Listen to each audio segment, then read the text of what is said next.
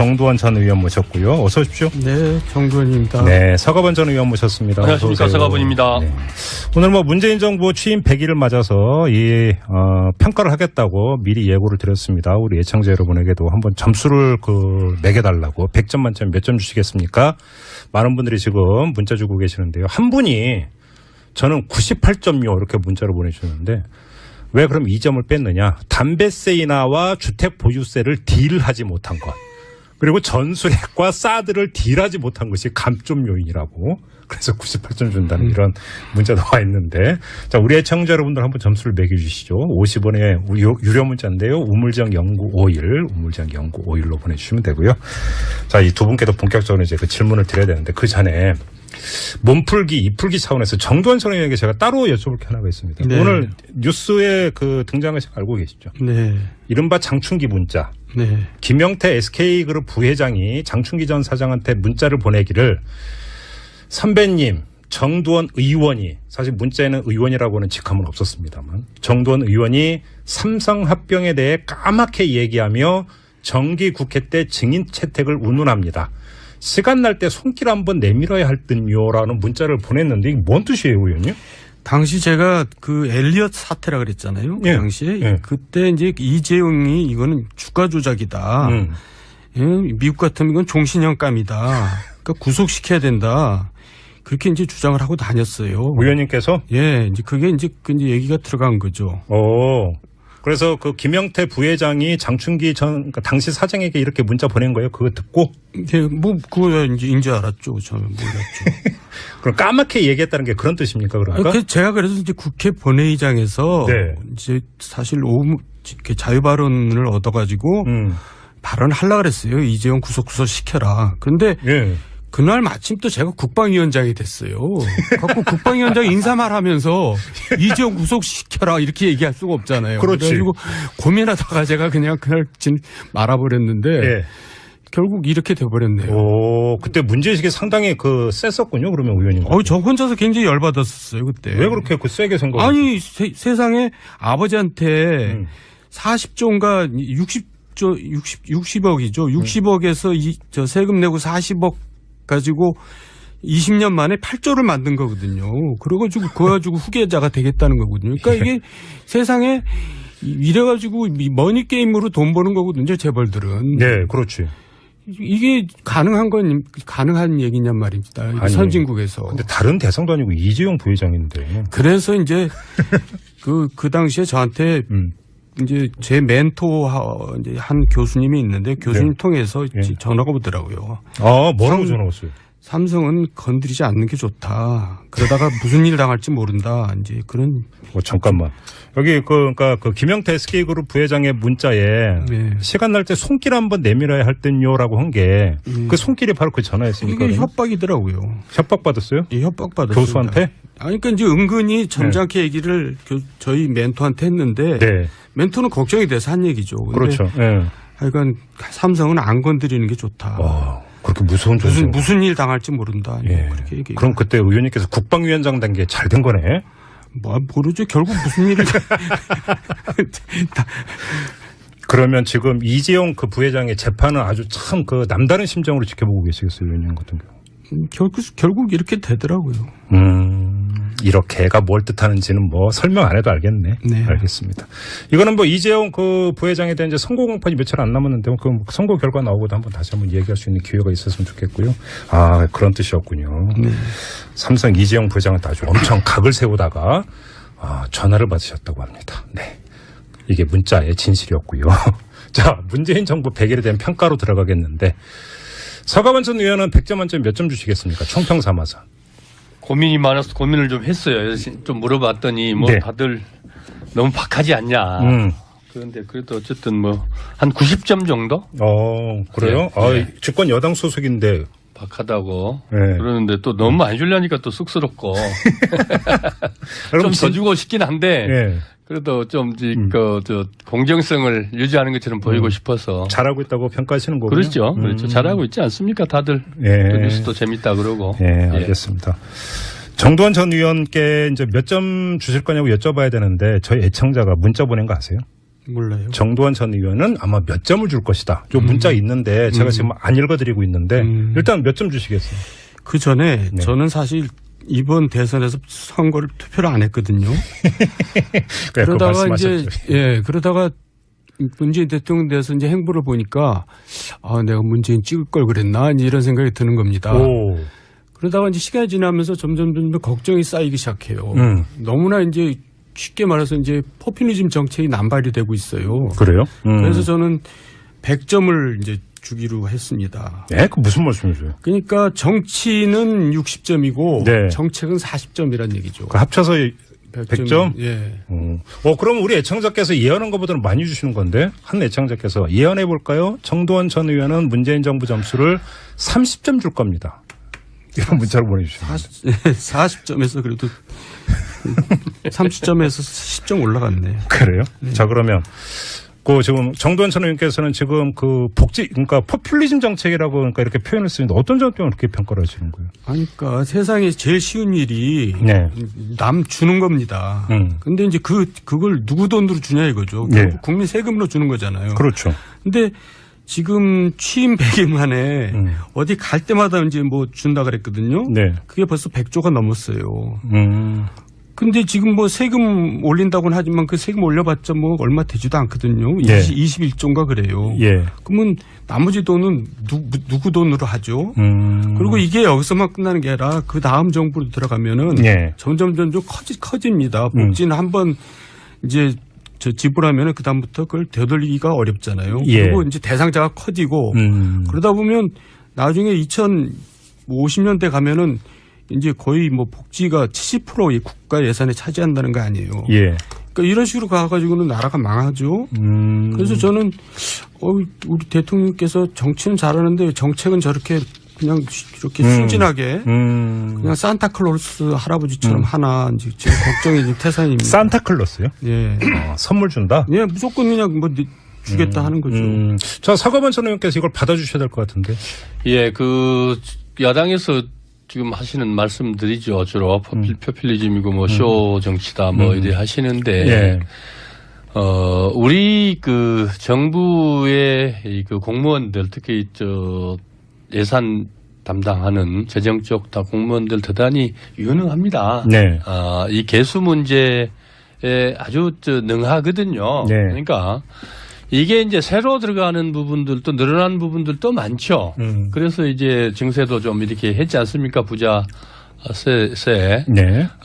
그런 부분들도 있고 또 정부 정책이라는 게 이 정권 바뀔 때마다 이렇게 조금씩 그 우선순위에 놓고 또 이 중요도를 좀 넘나지 하면서 하는 것들이 있거든요. 예를 들면 그 아동 이제 오늘 수당. 아동 수당. 1인당 10만 원. 그렇습니다만은 일종의 얘기가 이제 저출산 이 대책 아니겠습니까? 그렇죠. 이 저출산 대책비가 지금 지난 그 10년 동안에 한 80조가 나갔어요. 1년에 한 8조 나갔죠. 그렇게 많이 나갔어요? 예, 그렇습니다. 그런데 작년에 지금 그 40만 6,300명으로 역대 최저 출생률을 보였거든요. 그런 것처럼 그러면 그 1년에 8조가 넘는 돈들을 쓰면서 그 효과를 보지 못했는데 그러면은 이제 이런 것들이 이런 것들이 그 조정이 되겠죠. 그런 부분들이 상당수 있습니다. 그리고 또 낭비적 요소도 많거든요. 그런 것들까지 다 이렇게 하면은 또 우리 경제가 지금도 이번에도 상당히 그 세금이 늘어났는데 경제 성장률이 그걸 뭐 마냥 믿을 수 있는 건 아닙니다만은 3% 이상 그 전망을 하고 있는데 경제 크기가 좀씩 더 늘어나면서 그만큼 세수도 또 우리 재정도 커지는 거 아니겠습니까? 사과반 전 의원의 말씀을 좀 요약을 하면 일단 그 동계산은 다 하고 있으니까 그렇습니다. 걱정할 필요 없고 그다음에 지금 뭐 지출이라고 하는 게 퍼주기 이런 것이기보다는 꼭 필요한 부분에 지금 하는 것이다. 이런 거 지금 반론이신 것 같은데 정두환 전 의원님. 동계산을 한 적이 없어요. 왜냐하면 동계산을 했으면 왜 언론에서 발표를 안 하겠어요. 그러니까 동계산은 또 동계산이 엉터리입니다. 건강보험 확대 하나만 예를 들면 이제 재정부에서 뭐라 그랬냐면 내년부터 적자로 돌아서고 2023년에는 완전히 고갈된다 그랬거든요. 근데 지금 여기에 31조가 들어가거든요. 그러니까 이제 말을 또 복집해서 바꿉니다. 뭐 여유가 있어서 괜찮다. 근데 그건 그냥 말뿐이에요. 구체적인 수치가 있는 게 아니고. 그러니까 저는 문재인 대통령께서 굉장히 소탈한 정치 행보, 겸손한 자세 이런 걸 되게 좋아하거든요. 국민들이 그것 때문에 인기가 높은 겁니다. 그런데 결국 정책으로 들어가면은 겸손의 얼굴을 한 포퓰리즘이라고 얘기를 할 수가 있어요. 지금 이 문제는 두 분의 시각차가 아주 크네요. 예. 저는 이런 식으로 가다가는 그 다음 정부 때 가서는 정말 국가 운영하기가 힘들 거라고. 지금 잘 아시다시피 우리 국회의원들이 재정 관련된 그 재정이 수반된 이 법 하나 낼 때도 재정 계획을 다 이렇게 포함시켜서 가는 거거든요. 네. 이 지난 5년 동안 대통령 5년 6년 동안이죠. 대통령 준비를 해왔고 정책적으로 다 충분히 검토를 했고 또 이제 인수위가 없기는 했습니다만은 그런 것들을 가지고 또 이제 이거 정부 또 관계자들하고 충분히 논의를 했고 또 앞으로 이제 또 여야 간의 협상 과정에서 또 정부 정책 시행하는 과정에서 하나하나 좀 더 이제 정교하게 따듬어 나갈 것이거든요. 지금 현재 아까 뭐 재정 계획을 내놓지 않았다 그랬는데 기본 재정 계획 없이 발표할 수는 없는 것이고 그렇게 기본 원칙과 방향을 정해서 가면은 그에 맞는 또 재정 계획들이 수반되고 그러면은 이 정부 재정 운영 계획도 다 이제 전체적으로 다 손질이 돼야 되지 않겠습니까? 알겠습니다. 거기에서 플러스 마이너스 되는 것들도 충분히 감안을 해야 될 부분이거든요. 그러니까 뭐 50억, 뭐 50조, 100조 뭐 이런 것들이 순증으로만 되는 게 아니라는 거거든요. 알겠습니다. 예, 그런 점들을 충분히 감안하면은 우리 재정 아까 말씀드렸듯이 우리 재정의 건전성을 해치지 않는 범위 내에서 감당할 수 있는 이 범위 내에서의 지금 계획들을 발표하고 있는 것이다. 이렇게 이해하면 맞을 것 같습니다. 정책 관련해서 지금 또 한 분이 50점 준다고 하면서 이런 문제 제기를 하셨는데 설계 일을 하는 사람입니다. 이 갑질, 임금 체불, 초과 근무 및 도산 직전인데 정부가 바뀌어도 사각지대에 있다는 건 변함이 없네요. 이런 문제를 제기를 해 주셨는데 조금 전에 복지 정책에 대해서 이야기를 했고 지금 이거는 그러니까 경제 사회 구조 시스템과 관련된 어떤 문제 제기인 것 같습니다. 아주 잘한 거죠. 왜냐면요. 그러니까 이제 문재인 대통령이 하는 게 서민 위주 정책을 지금 계속 하는데 인기 있는 정책입니다. 근데 그 전에 있는 대통령들은 바보였냐 이거예요. 그거 몰라서 안 했냐 이거예요. 책임의식이 있어서 차마 그거를 하려도 돈이 없어서 못해서 못한 거지. 근데 이제 정작 해야 될 일은 뭐냐면 인기 없는 것도 해야 되는 겁니다. 그게 뭐냐면 이제 경제를 발전시키려면 사회 여러 가지 개혁 시스템을 개혁해야 되잖아요. 그걸 구조조정이라고 그럽니다. 노사, 금융, 공공, 뭐 학교, 교육 이런 거는 기득권 정이 많기 때문에 인기가 없고 막 싸워야 되거든요. 그런 거는 지금 거의 나온 게 없습니다. 그러니까 저분 얘기가 그런 얘기예요. 인기 없고 머리 아픈 거는 안 하고 지금 다 나눠주는 것만 하고 있다 그런 얘기 아니겠어요? 서가문 전 의원님 어떻게 볼까요? 100대 과제 속에 다 들어있는 부분들이거든요. 지금 이제 인수위 없이 시작된 정부가 이제 100일 됐습니다. 내일로 100일 되거든요. 인수위도 없었습니다. 2달간 인수위도. 지금 순위를 정해서 일자리 창출부터 시작해서 우리 시급한 순위들로 지금 하나하나 지금 발표해 나가고 또 내놓는 것들이거든요. 충분히 이제 정부도 지금 이제 다 꾸려지지 않습니까? 이제 출범하기 실질적으로 지금 이제 출범했는데 하나하나 또 마련해 나갈 겁니다. 지금은 대통령 어젠다 중에서 우선순위 가장 그 부분들이 나가는 것이고요. 아까 다른 우리 정 의원님께서 다른 대통령들은 뭐 못해서 했겠냐. 다르죠. 왜냐하면은 우선순위가 다른 거거든요. 늘 그렇지 않습니까? 파이가 커야 나눠 먹을 것도 크지.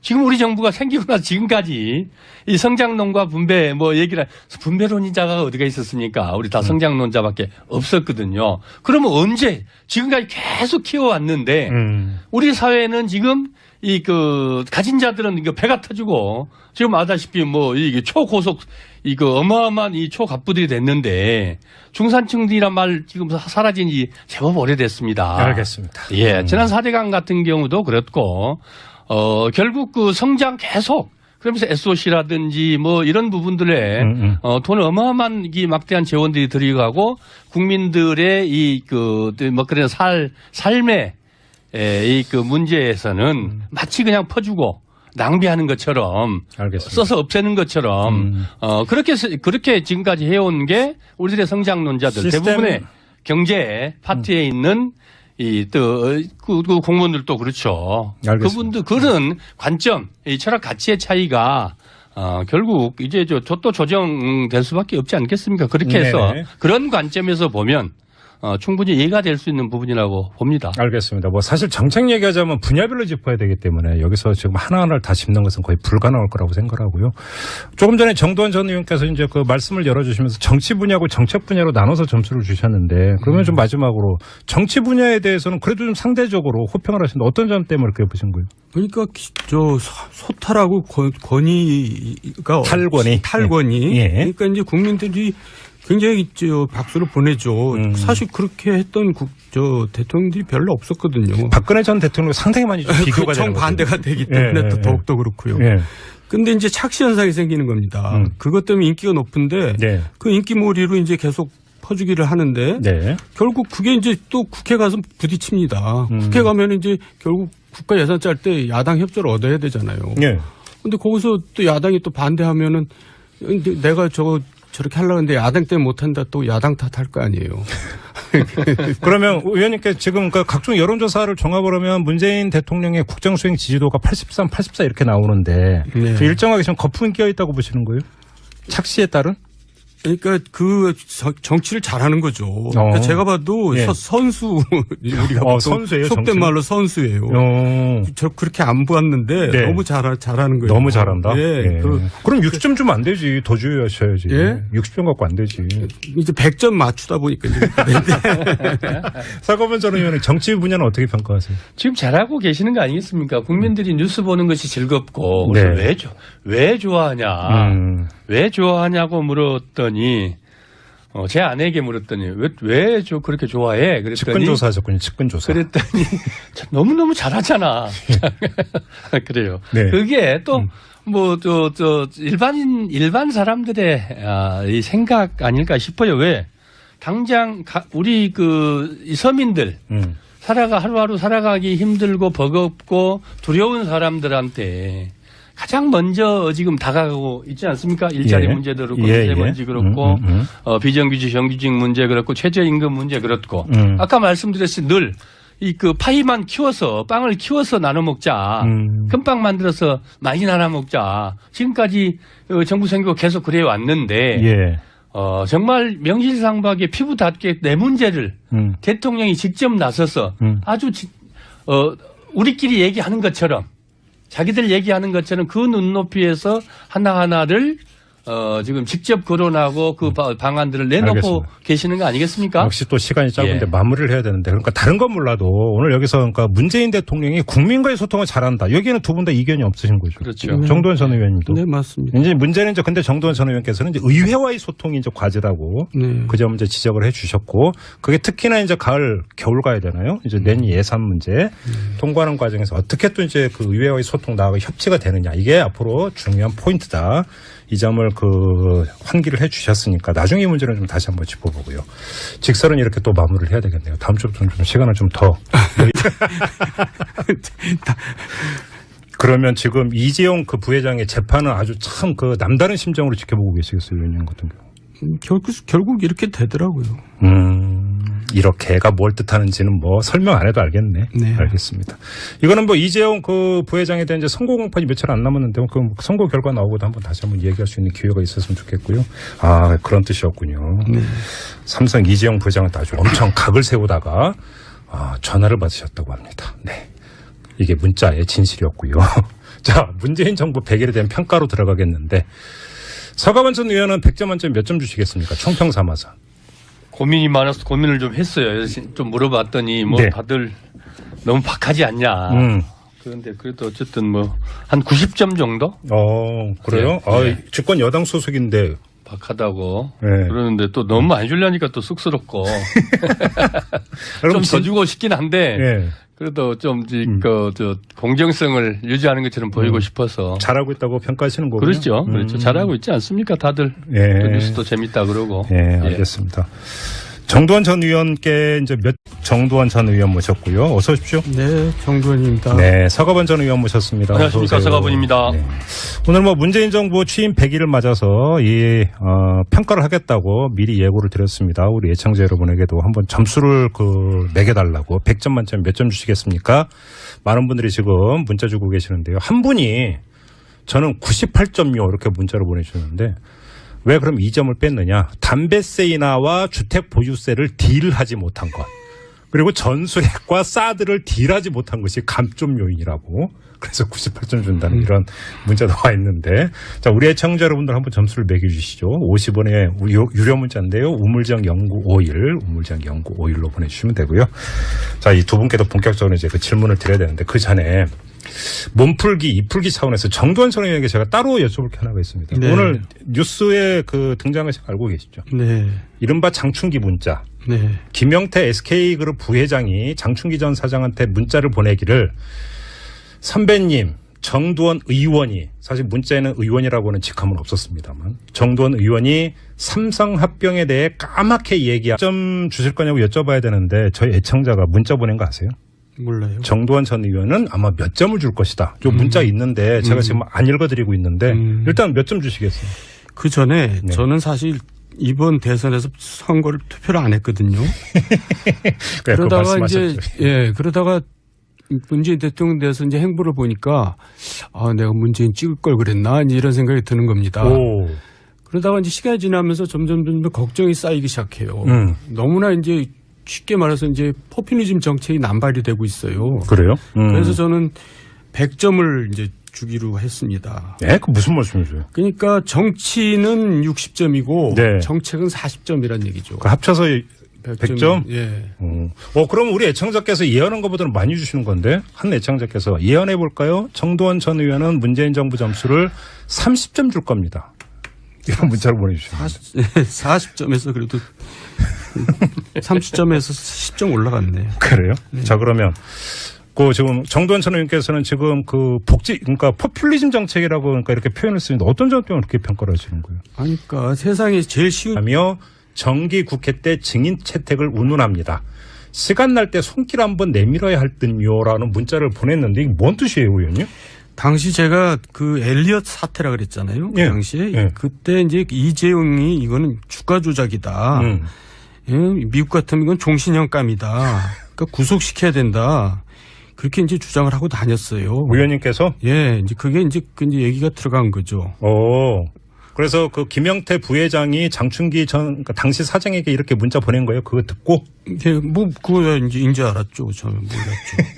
그럼 까맣게 얘기했다는 게 그런 뜻입니까, 그러니까? 제가 그래서 이제 국회 본회의장에서 네. 이제 사실 자유 발언을 얻어가지고 발언하려고 그랬어요. 이재용 구속 시켜라. 그런데 그날 마침 또 제가 국방위원장이 됐어요. 갖고 국방위원장 인사말 하면서 이재용 구속시켜라 이렇게 얘기할 수가 없잖아요. 그렇지. 그래가지고 고민하다가 제가 그냥 그날 말아버렸는데 결국 이렇게 돼버렸네요. 그때 문제의식이 상당히 셌었군요. 그러면 의원님. 저 혼자서 굉장히 열받았었어요. 그때. 왜 그렇게 세게 생각을? 아니 세상에 아버지한테 40조인가 60억이죠. 60억에서 세금 내고 40억 가지고 20년 만에 8조를 만든 거거든요. 그래가지고 그거 가지고 후계자가 되겠다는 거거든요. 그러니까 이게 세상에 이래가지고 머니게임으로 돈 버는 거거든요. 재벌들은. 네, 그렇지. 이게 가능한 얘기냔 말입니다. 아니, 선진국에서. 근데 다른 대상도 아니고 이재용 부회장인데. 그래서 이제 그 당시에 저한테 이제 제 멘토 이제 한 교수님이 있는데 교수님 통해서 전화가 오더라고요. 뭐라고 전화 왔어요? 삼성은 건드리지 않는 게 좋다. 그러다가 무슨 일 당할지 모른다. 이제 그런. 잠깐만. 여기 그러니까 그 김영태 SK그룹 부회장의 문자에 네. 시간 날 때 손길 한번 내밀어야 할 듯요라고 한 게 그 손길이 바로 그 전화였습니까? 이게 협박이더라고요. 협박 받았어요? 예, 협박 받았어요. 교수한테? 아니, 그러니까 이제 은근히 점잖게 네. 얘기를 저희 멘토한테 했는데 네. 멘토는 걱정이 돼서 한 얘기죠. 그렇죠. 네. 하여간 삼성은 안 건드리는 게 좋다. 그렇게 무서운 무슨 일 당할지 모른다. 예. 그렇게 얘기해요. 그럼 그때 의원님께서 국방위원장 된 게 잘 된 거네. 뭐 모르죠. 결국 무슨 일이